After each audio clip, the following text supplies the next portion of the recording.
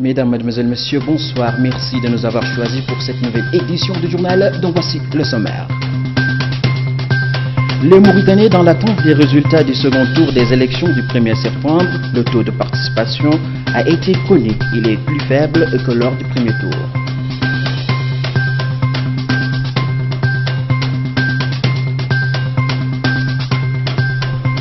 Le président de l'UPR, satisfait des résultats, son parti a raflé 22 sièges de députés.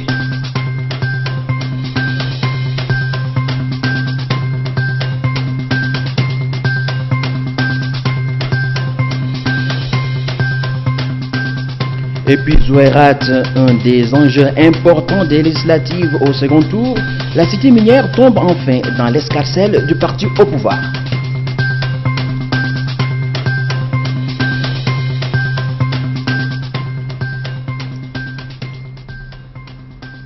Bonsoir, je vous le disais en titre, les résultats du second tour des élections législatives régionales et municipales qui se sont déroulées hier devraient être annoncés d'ici demain. Le taux de participation enregistré lors de ce scrutin est déjà connu.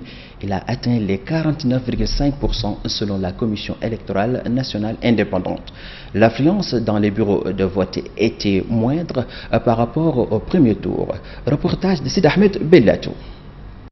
Le vote du deuxième tour des élections législatives régionales et municipales a eu lieu hier samedi 15 septembre avec un faible taux de participation. Les correspondants des agences de presse indépendantes ont suivi le processus électoral dans 20 bureaux de différents quartiers de la capitale Nouakchott.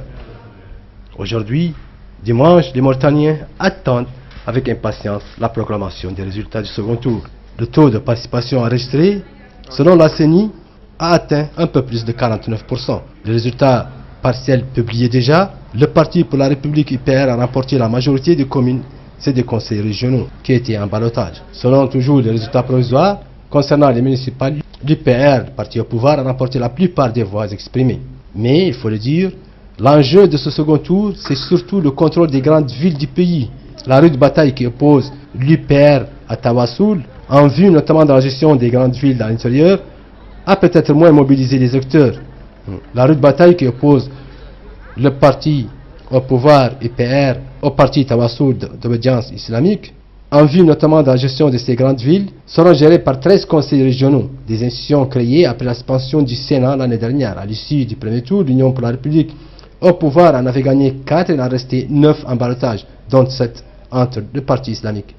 Il faut le rappeler, à l'issue du premier tour, le parti au pouvoir avait obtenu 67 sièges sur 157 de la future Assemblée. L'opposition en a gagné 31 sièges.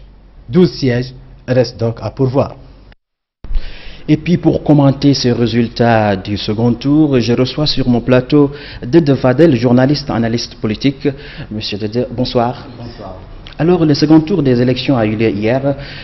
Seul l'UPR a déjà réagi par la voix de son président, bien sûr, visiblement satisfait des 22 sièges qu'il aurait obtenus. Un premier commentaire sur ces tendances de ce deuxième tour.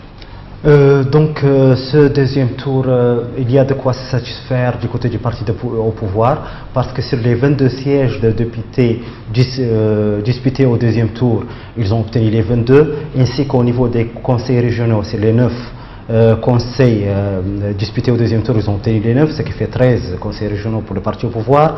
Ceci reflète un tout petit peu, on peut dire, la montée en croissance de la majorité présidentielle, et surtout au niveau du parti au pouvoir, la montée de ces résultats par rapport à ceux de 2013. Donc la majorité écrasante dont parlait le président de la République durant la campagne et qu'avait promis le parti au pouvoir est désormais a eu lieu. À lui seul, le parti au pouvoir a désormais près de 60% du nouveau Parlement, en dehors des autres partis de la majorité. Donc, et d'un autre aussi point, ces résultats reflètent un tout petit peu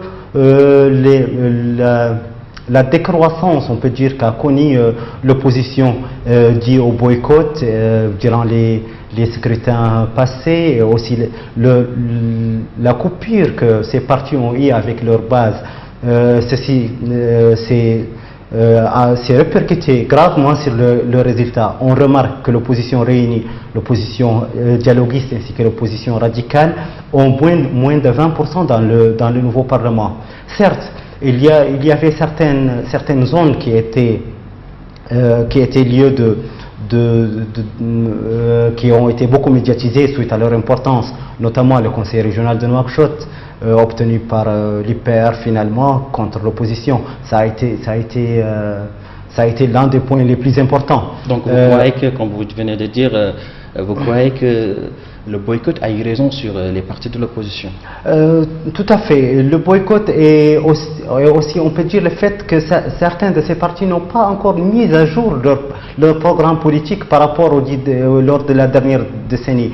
Donc, mais par rapport à ces résultats, on remarque quand même que le parti au pouvoir, dans certaines zones qui étaient vraiment lieu d'une grande médiatisation, il a gagné le conseil régional de Nouakchott, il a gagné la députation de Zouérate, il a perdu la mairie de Nouadhibou. Donc on peut dire que les choix aussi du parti au pouvoir, même si cette fois-ci ils sont beaucoup meilleurs qu'en 2013, il y a moins de mécontentement, mais les choix se sont répercutés dans certaines zones, même si ceci reste minime par rapport à la dernière fois. Mais le parti au pouvoir a de quoi se satisfaire des résultats de ce deuxième tour.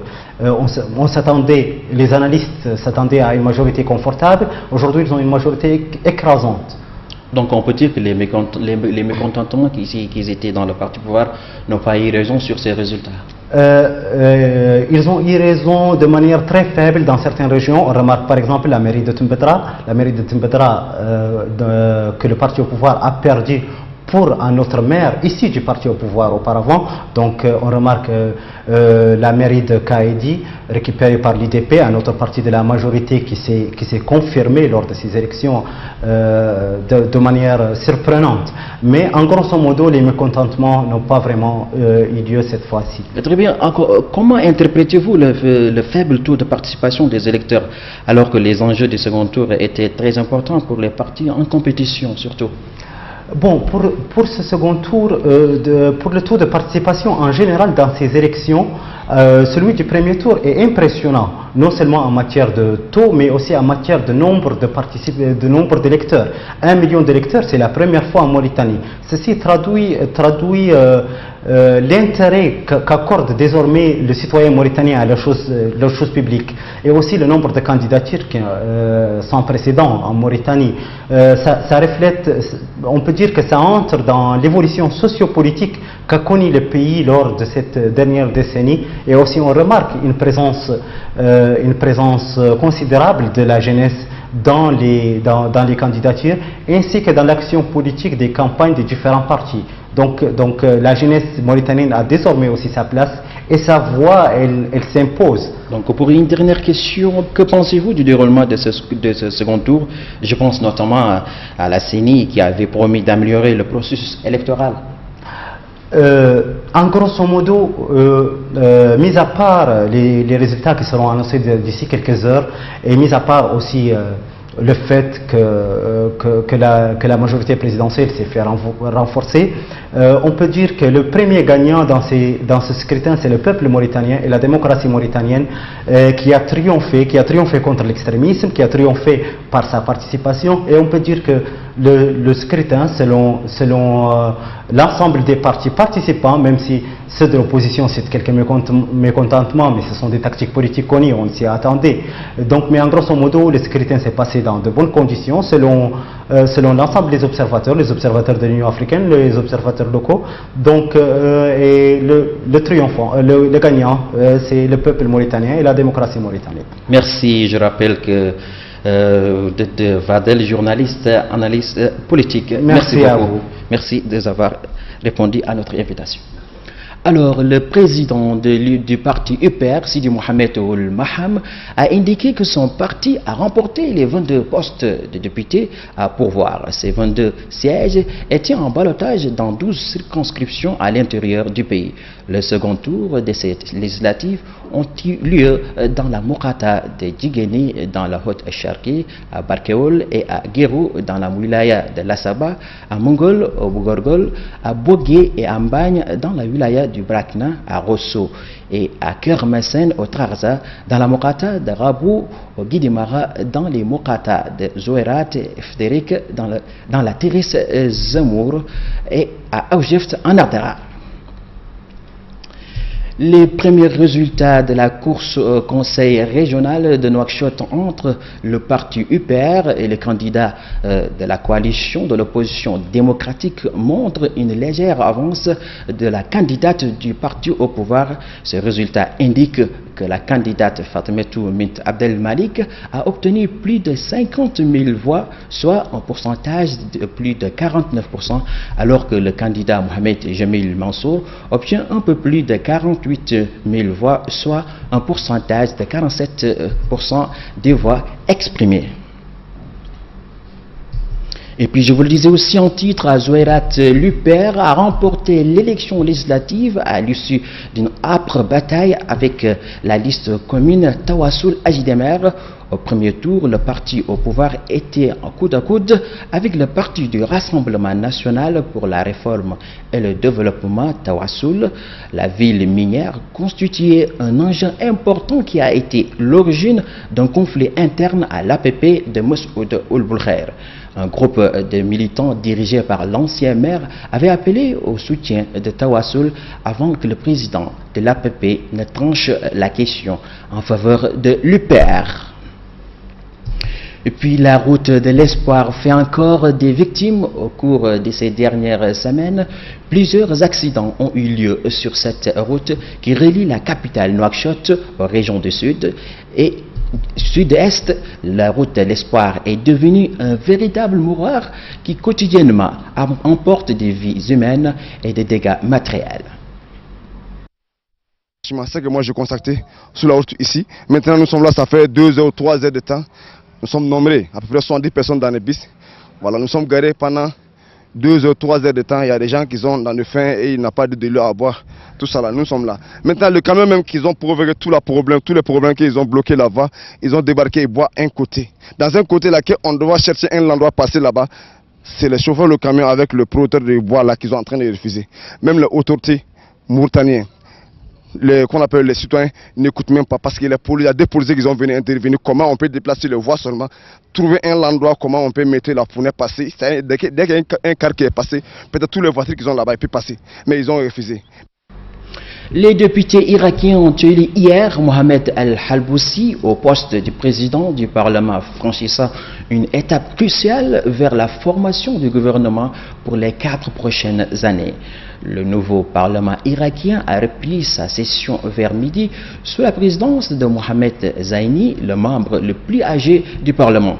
La séance a eu lieu avec la présence de 298 des 329 législateurs. Mohamed Al-Halboussi, ancien gouverneur de la province d'Ambar, a été élu président du Parlement avec 169 voix, tandis que son concurrent, l'ancien ministre irakien de la Défense, Khaled Al-Obeidi, a obtenu 89 voix. Et puis parlant de sport, le Kenyan Eliud Kipchoge s'est offert aujourd'hui le record du monde en remportant le marathon de Berlin en 2 heures 1 minute 39 secondes. Le précédent record avait été établi sur le même parcours en 2014 par un autre Kenyan, Denis Kemito, qui avait bouclé les 42 km en 2 heures 2 minutes 57 secondes. Aujourd'hui, à Berlin, le meilleur marathonien de l'histoire a ajouté à son fabuleux palmarès un record du monde de légende en pulvérisant la précédente marque de plus d'1 minute. Le Kenyan de 33 ans devient le premier homme à courir sous les 2 heures 2 minutes. Il relègue aux oubliettes le record établi par son compatriote Denis sur le même parcours berlinois en 2014. Ainsi s'achève ce journal. Donc, avant de nous quitter, le rappel des titres. Les Mauritaniens dans l'attente des résultats du second tour des élections du 1er septembre, le taux de participation a été connu. Il est plus faible que lors du premier tour.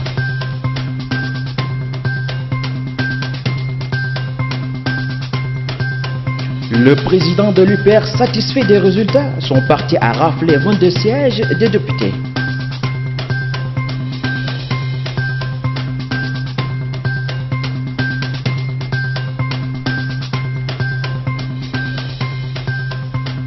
Et puis Zouérat, un des enjeux importants des législatives au second tour, la cité minière tombe enfin dans l'escarcelle du parti au pouvoir.